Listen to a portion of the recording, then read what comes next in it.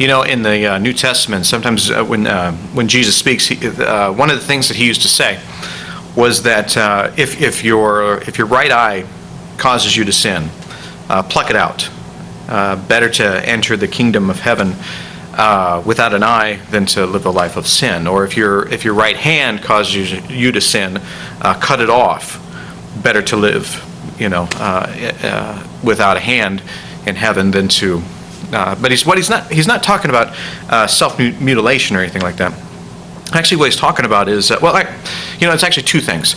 The first one is that sometimes the choice to be without sin, to choose not to do something that we know is sinful, can almost be painful. Sometimes it means not hanging out with certain people, or not doing a certain thing, or watching what we do, or at the most part, just not giving in to our guilty pleasures. And sometimes that takes a little bit more effort to not sin than it does to sin.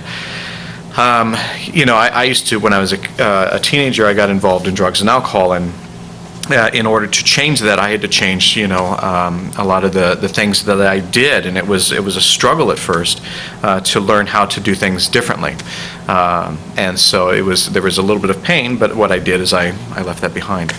The other way too is that what he's talking about is that if something has caused you to sin, if you sin, just drop it and leave it behind.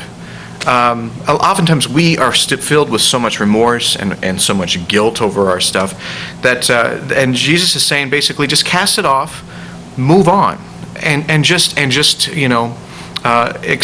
the love and the forgiveness of Christ. When he healed people, he never said like if he healed a leper.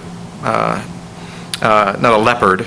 It wasn't an animal. It was actually a skin problem. So when he healed the leper, he would say oftentimes, "Your sins are forgiven," and that was it. The person was healed, and Jesus moved on.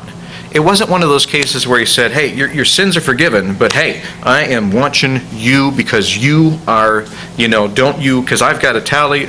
It wasn't anything like that. It was just, your sins are forgiven. I love you. If you sin, let it go. Accept the forgiveness, and you'll be surprised that forgiveness will give you strength to not sin again. That's all it is. Go! Sorry, I didn't cut this off because of sin. It was a very scary petting zoo accident. I don't usually like to talk about it.